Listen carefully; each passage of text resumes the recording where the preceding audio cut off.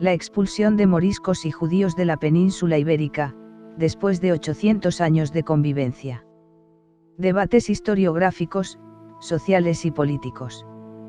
La expulsión de los moriscos causó un profundo debate en la España de su tiempo, incluida la tensión con Roma, pues el Vaticano no era partidario de ella.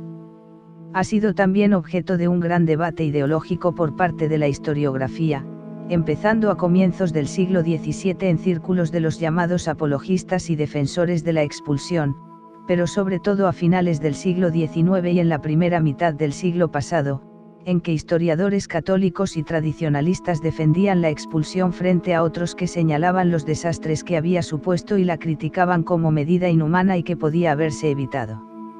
Dávila y Collado, 1889, Boronat y Barrachina, 1901, y otros se esforzaron en probar que la expulsión, además de inevitable, fue una medida justa y acertada, utilizando los estereotipos que habían acuñado los promotores de la expulsión casi 3 siglos antes. Quizá ahora asistamos a un renacer del debate, no tanto por parte de los historiadores, sino de algunos políticos y medios de comunicación españoles y extranjeros. Ha habido algunas voces, por ejemplo, que han sugerido, en base a lo sucedido en los Balcanes con las guerras étnico-religiosas, cuán beneficioso fue que en España el problema hubiera sido solventado siglos antes con la expulsión. En tiempos recientes, y desde una otra posición ideológica, la expulsión de los moriscos ha sido calificada de genocidio. No es un buen término ni ajustado a esta cuestión, ni es un concepto para usar a la ligera. No solo porque genocidio implica la intención organizada por parte de un estado de extinción física total de toda una comunidad, sino porque el término tiene unas aplicaciones y unas definiciones jurídicas cuidadosamente debatidas en los años 40 del siglo pasado que limitan su utilización como mero adjetivo de una determinada acción, por tremenda que sea. Aunque atendamos a una definición mínima del término, genocidio supone la aniquilación o exterminio sistemático y deliberado de un grupo social por motivos raciales, políticos o religiosos. Creemos, pues, que el término no puede aplicarse a la expulsión de los moriscos. Se decidió echarlos de una manera forzosa y violenta, pero no se decidió matarlos. El término genocidio tiene, como hemos dicho, aplicaciones jurídicas, y su tipificación y aplicación implican serias consecuencias penales y compensatorias. Si lo utilizamos sin demasiado rigor corremos el riesgo de desvirtuarlo, o bien de manipularlo con esos fines compensatorios, a menudo en términos económicos.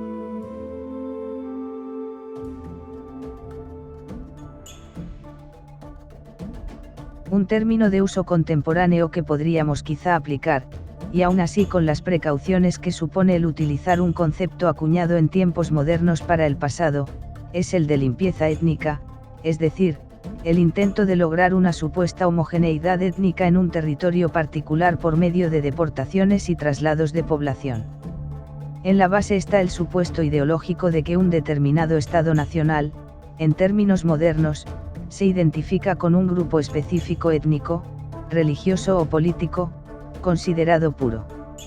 Con eso no queremos decir que la limpieza étnica sea menos grave, sino que se ajusta mejor a la intención primordial de la medida de la expulsión, siempre y cuando tengamos en cuenta que, como hemos dicho antes, en el caso de los moriscos la expulsión tuvo lugar dentro de los grandes procesos de confesionalización de la época, bien distintos de los causados por los movimientos contemporáneos de creación de naciones. Al mismo tiempo, y también como hemos venido diciendo, existe una clara intención de limpieza en las consecutivas medidas de expulsión, que van abandonando paulatinamente los meros argumentos religiosos, o incluso políticos y sociales. El concepto de la sangre impura, a la que el bautismo es incapaz de redimir, tiene un claro contenido racial o racista. Este aspecto racista se niega a veces en el debate al que hemos aludido, porque la discriminación contra los moriscos y los estereotipos negativos sobre el Islam y aspectos culturales asociadas con la religión que se construyeron en torno a estos moriscos no incluían una descripción física ni la mención de rasgos fenotípicos, tales como el color de la piel, ingredientes importantes para la definición del racismo moderno. Y aún así, la idea de la transmisión biológica de rasgos culturales o de la creencia religiosa como prueba de inferioridad debe calificarse de racismo. La expulsión fue, sin duda, una medida extrema, de terrible coste humano y de tremendas consecuencias, pero no se trató al final de asesinar a los moriscos como colectivo o grupo, sino de un desplazamiento forzoso y violento con el objetivo ideológico de limpiar la nación y su tierra para salvarla. El término limpieza étnica puede servir como punto de partida para ahondar nuestra reflexión, una reflexión que pueda proyectarse sobre el presente. Y, en ese sentido, es conveniente abandonar las posiciones nacionalistas encontradas, es decir, las distintas definiciones ideológicas del pasado nacional y de la identidad de los españoles, y de si la expulsión fue buena, mala, o un mal necesario. Lo que está realmente en juego es la adhesión o no a un espejismo, es decir, a la ideología de que existieron, y por lo tanto pueden existir, sociedades homogéneas, y que esa homogeneidad traerá la armonía y la ausencia de conflicto. Es un espejismo cuajado de peligros. Llegados a este punto, debo finalizar esta serie de documentales que he dedicado a la civilización de Al-Ándalus.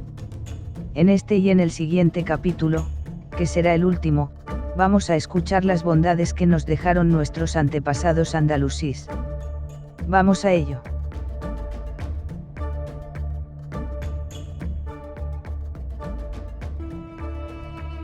El legado hispano-árabe.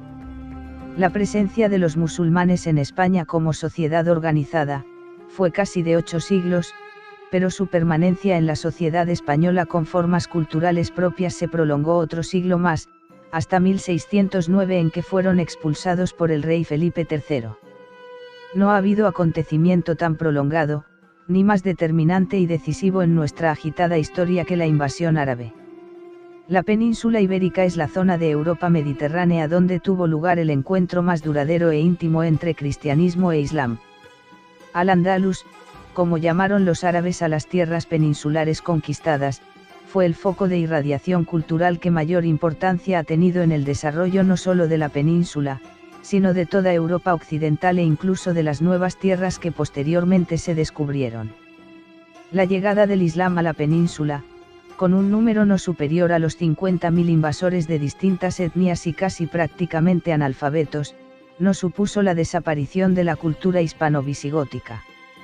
Numerosos nobles y clérigos se desplazaron hacia el norte temerosos de sufrir represalias de los recién llegados, pero otros muchos permanecieron en Al-Ándalus manteniendo sus costumbres y sus propiedades e introduciéndose, algunos de ellos, de forma importante en el tejido social de los vencedores. En la primera época la cultura visigótica continuó su desarrollo, si bien la lengua árabe, característica común de los invasores, fue extendiéndose entre los hispanos por necesidades administrativas.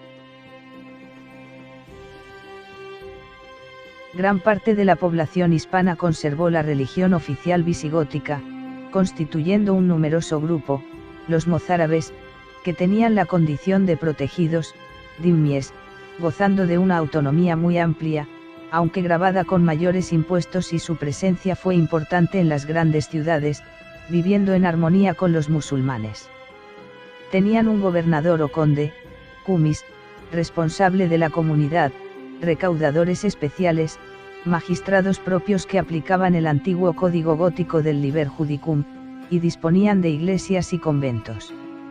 La mezquita de Córdoba fue inicialmente una iglesia utilizada conjuntamente por musulmanes y cristianos, hasta que Abd al-Rahman I compró a estos su parte para iniciar su construcción.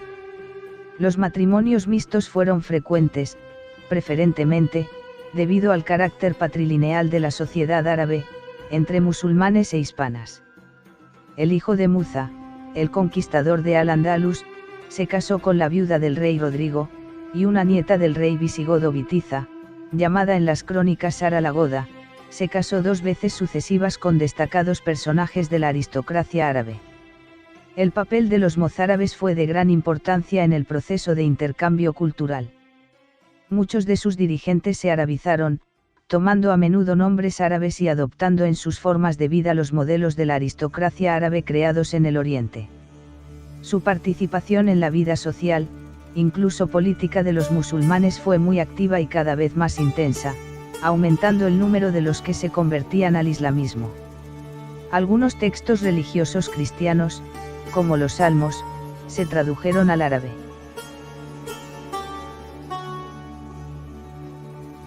El cordobés Álvaro en el siglo IX se lamentaba: los cristianos han olvidado hasta su lengua religiosa, y entre 1000 de nosotros difícilmente encontraréis uno solo que sepa escribir medianamente una epístola en latín a un amigo. Pero si se tratase de escribir en árabe, encontraréis gran cantidad de personas que se expresan fácilmente en esta lengua con gran elegancia y los veréis componer poemas preferibles, bajo el punto de vista artístico, a los de los mismos árabes. A partir del siglo IX, el número de conversos al Islam aumentaron considerablemente. Puesto que no existía la conversión forzosa, los cristianos que se convirtieron, los muladíes, lo hicieron por diversos motivos.